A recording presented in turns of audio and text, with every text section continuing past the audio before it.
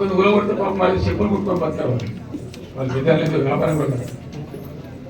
వాడు మనిషి బాధపడి చేశారన్నా ఆడున్నా నేనే అన్న పోయి ఇంటికానే ఉన్నది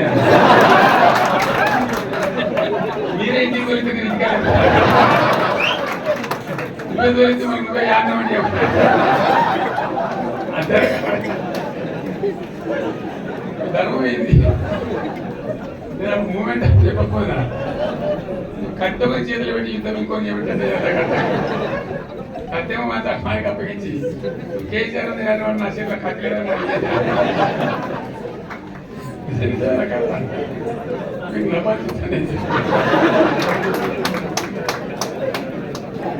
నూరు వాళ్ళని నికాసంగా ఇచ్చడం ఇది నేను మన భాషలో చెప్తాను తెలంగాణ భాషలో చెప్తాను కదా అంతే కదా సో అట్లా తెలంగాణనే కాదు మన ఇల్లే కాదు మీరు పడ్డం ఒక అన్నదాంలో చాలా కష్టం చేసి పాపం చేసుకోండి కడుమ ఇద్దరు కళ్ళు మీరు ఉంటే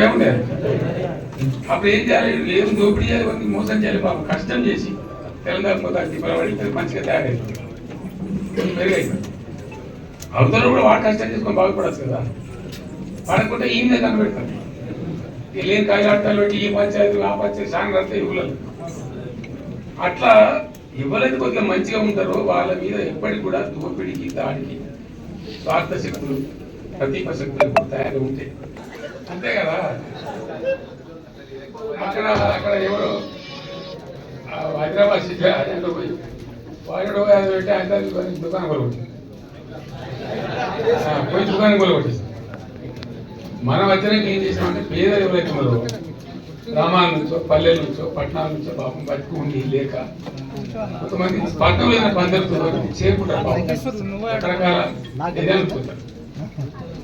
నిరుపేదలు వచ్చి బాగుపడేది ఆ బస్తీలలో కూడా దాదాపుకుండా ఉంటారు వాళ్ళకు 500 రూపాయలు ఇచ్చి వాళ్ళు దాడ పట్టుకొని వాళ్ళు బతికేం రాదు వాళ్ళు కూడా ఆ బతిలో ఉండే పెద్ద మనిషి ఇచ్చి బాబు ఇంత గొప్పలు లేకుండా వేసుకుంటారు అట్లాంటి వాళ్ళు చాలా మంది నాకు ఉద్యోగం కలిసింది మన గోరే టెంకర్ అని ఒక కవి ఉంటాడు ఆయన అద్భుతమైన పాటలు జీవితం మీద బాగా రాస్తాడు ఆయన 2 రాత్రులు కూర్చునే ఆయన ఈ పాట మీద ముందుకు రాస్తాం నన్ను తీసుకుపోయింది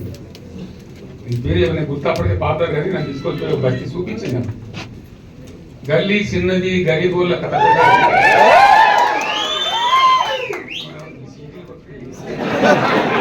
ఇదే తెలంగాణ నేను చెప్తున్నా కదా అంటే సీటి కొట్టు లేదు పిటి కొట్టు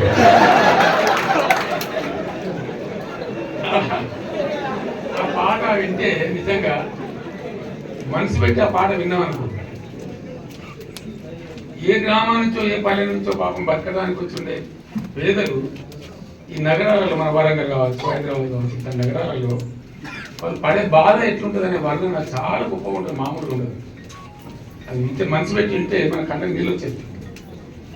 అవన్నీ సమీక్ష చేసి మొట్టమొదటి యావరేజ్ నేను ఏం చెప్పిన అంటే ఒక జీవో తీయండి వాళ్ళందరూ ఎవరో అవుతున్నారో వాళ్ళు ఎవరు గూడలు పెట్టుకోవడానికి వాడికి ఎంతమంది మొగడు వాడు ఎంఆర్ఓ వాడిని బెదిరించలేదు బీఆర్ఓ వాడిని బెదిరించలేదు మున్సిపాలిటీ వచ్చి బెదిరించలేదు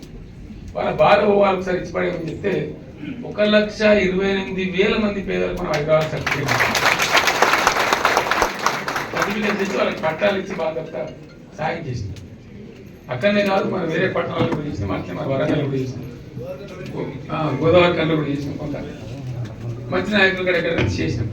జనం పక్షాన్ని నిలబడి మా నీళ్లు మా కథ మాకు రాకుండా పోతున్నాయి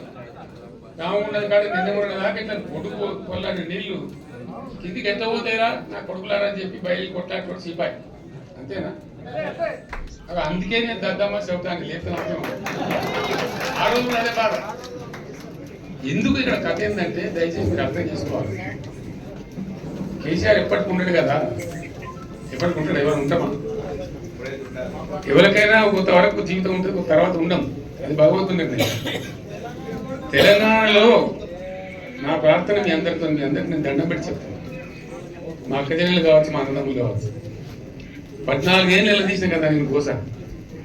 నేను చెప్పదిరిన తెలంగాణ మూల పల్లె లంబాడి తండాలను నిద్రపోయినాము గూడాలను నిద్రపోయినాము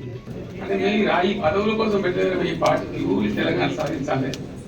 ఏదేమైనా సరే తెలంగాణ రావాలి. చూస్తున్నాం సార్ నగర వచ్చేదాకా మాత్రం ఇట్టే ఉంటుందని చెప్పి చివరికి ఏముంటాయి మన్నించారు. తెలంగాణ ఎత్తికి అమ్మవారు వచ్చిన ఆయన బయటపడతారు. ఎన్నో కుట్రలు జరగని ఎంతో మంచి వచ్చిన తర్వాత ఈరోజు జరుగుతున్న వ్యవహారం మీకు అల్లా చూస్తున్నాను. నేను చెప్పే అవసరం లేదు,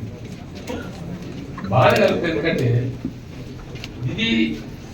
మనం గవర్నమెంట్ కళ్యాణ లక్ష్మి అని పథకం పెట్టాం. ఎవడు అడిగిందని నాకు అర్థం కాదు. ఎవడ దరఖాస్తు పెట్టిందా, ఎవడ ధర్నా చేసిందా, ఎవడు అడిగింది? ఇంత చైతన్యం చూపించినందుకు చంద్ర గారికి మరొకసారి తెలియజేస్తూ నేను సెలవు తీసుకుంటాను. జై తెలంగాణ.